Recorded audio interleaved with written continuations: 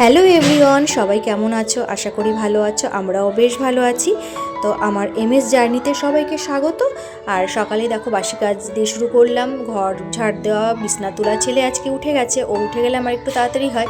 এদিকে আমি ভাতটা করে নিয়েছি, আজ একটু মাকে খাবার পাঠাবো। আজ রান্না করব ভোলা মাছ, আর সঙ্গে আর একটা আছে তরকারি করব, সেটা হলো মানে ঘ্যাট বলতে পারো, নিরামিষ তরকারি। শীতকালীন সব সবজি দিয়ে একসঙ্গে করব। এটা কিন্তু খেতে বেশ ভালো লাগে। আর নামানোর আগে একটু বড়ি দিয়ে দেবো। বড়ি দিলে তো আরও জমে যায়, টেস্ট আরও দ্বিগুণ হয়ে যায়। তো মাকে বোনই খাবার পাঠায়, তো আমি তো মানে আমার ছেলেকে নিয়ে পেরে উঠি না, তাই জন্য বোন পাঠায়। তো আজ যেহেতু কেকের কাজে ব্যস্ত আছে, তাই আজ আমি পাঠাবো। আর দেখো আমলকিগুলোকে কেটে রোদে শুকিয়ে নিয়েছি, এগুলো একটু খাওয়ার পরে মুখে দিতে বেশ ভালো লাগে। আর দেখো নতুন আলু আনা হয়েছে, সেই আলুগুলো প্রচণ্ড বালি থাকে, সেগুলোকে জলে ধুয়ে ভালো করে শুকিয়ে নিচ্ছি, না হলে আবার পচে যাবে।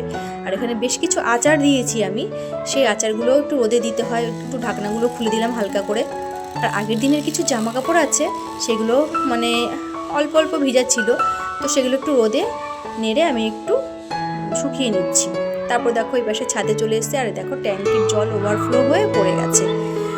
তো গাছে জল দেওয়ার সময় সেভাবে হয় না আমার, তো আমি চেষ্টা করি কাজের ফাঁকে ফাঁকে যতটা সম্ভব মানে এগিয়ে রাখা কাজ। তো দেখো এবার আমি ছাদে এসেছিলাম, জামা কাপড়টা নাড়া হয়ে গেছে, এদিকে আমার গাছে একটু আমি জলটাও দিয়ে দেবো। এখন শীতকাল তো খুব বেশি জলের প্রয়োজন হয় না, 2-3 দিন পর পর জল দিলেই হয়। তো গাছগুলোকে আমি সেভাবে যত্ন করতে পারি না, যতটা পারি করছি। এগুলো তো অ্যালোভেরা গাছ, এগুলো তো যত্নের প্রয়োজনই হয় না।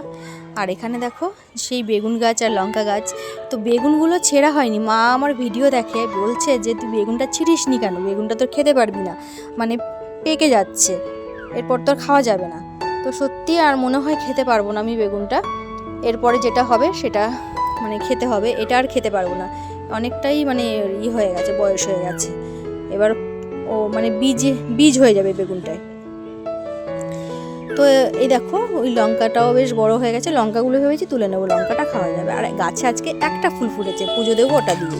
কার্টুন কে কে দেখবে? কে কে দেখবে কার্টুন? এটা কে? আমি পিকাচু। আর তুমি? আমি। আর এটা?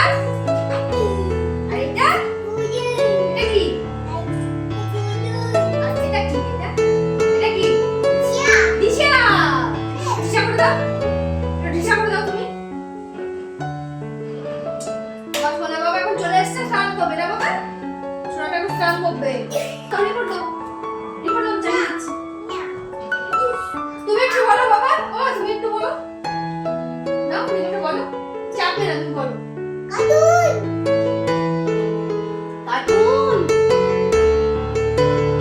ও দেখো ওর মতো আনমনে খেলা করে যাচ্ছে। আর এদিকে আমার রান্নাঘরের কাজটাও বাকি আছে।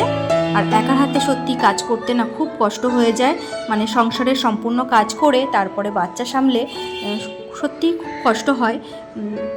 আর এদিকে দেখো রান্নাটাও তাড়াতাড়ি করতে হচ্ছে, এক তরকারি হয়ে গেছে, আর এটা কমপ্লিট করে মাকে আবার খাবার পাঠাতে হবে।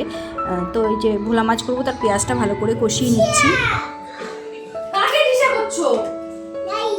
গাড়িটাকে? কেন? কাকে দিশা করছো? দেখাও, একটু দিশা করে দেখাও। দেখাও। ও হনুকে দিশা করবে?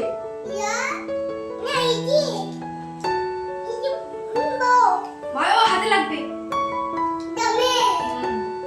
এই দেখো, দাও দাও, আমি দেখাই, একটু দেখাই, দেখো এটা ওর এখন খেলনার জিনিস হয়ে গেছে, দিশা করে, দেখেছো? হনু বানিয়ে ফেলেছে।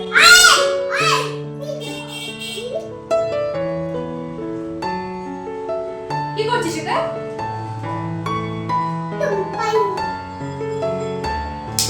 ও স্নান করতে হবে তো সোনা, 12টা বাজে। হ্যাঁ তুমি আমি গিজারটা চালিয়ে দিই, দেখেছে?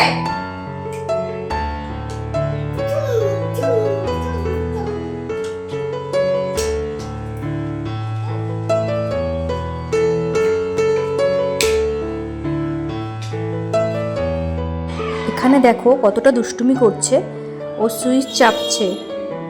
লাইট অন করছে আবার অফ করছে, দেখেছো? আমি রান্নাঘরে কাজ করছি, আমি পরে এডিট করার সময় দেখলাম যে ওইগুলো করছে। কতটা দুষ্টু তাহলে দেখো, এদিকে আবার টিভি দেখছে, এদিকে আবার নিজের মতো করে খেলছে, আবার আমাকে চিল্লিয়ে ডাকছে মা মা করে। মানে রান্না করি আর ওরকম করে ডাকে আর আমি দৌড়ে যাই যে কি হলো কি হলো, গিয়ে দেখি কিছুই না, ও এমনি ডাকে। মাঝে মাঝে একটু কোলে উঠতে চায়, একটু বায়না করে, আবার নিজের মতন এরকম করে খেলা করে। ওর মতনও বেশ একা একা খেলতে পারে, কিন্তু মাঝে মাঝে আবার দুষ্টুমি করে। খুব দুষ্টু বাচ্চা আমার, খুব চঞ্চল। ওকে নিয়ে সত্যি আমি পুরো নাজেহাল, মানে আমি পেরে উঠি না মাঝে মাঝে, এতটা কষ্ট হয়ে যায় আমার। আজকে ঠান্ডাটা একটু কম আছে। আমার চুলটা কেমন হয়ে গেছে, শ্যাম্পু করতে হবে, পুরো তেল। দুদিন যেতে না যেতে তেল তেল হয়ে যায় পুরো। এতটা মনে হয় কত তেল দিয়েছি। কেন হয় বলো তো, রান্না টান্না করি তো, ওই যে সব উড়ে উড়ে আসে। আর আমার এমনিও খুব অয়েলি স্কিন, তো এই জন্য এই প্রবলেম, খুব তেল চিটে হয়ে যায়।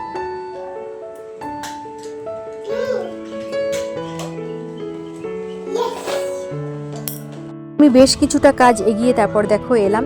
আমি দেখলে ছেলেকে স্নান করিয়েছি, তারপর খাইয়ে তারপর নিজে কিছু কেচে স্নান করে পুজো দিয়ে খাওয়া দাওয়া কমপ্লিট করে এই এসছি ছাদে।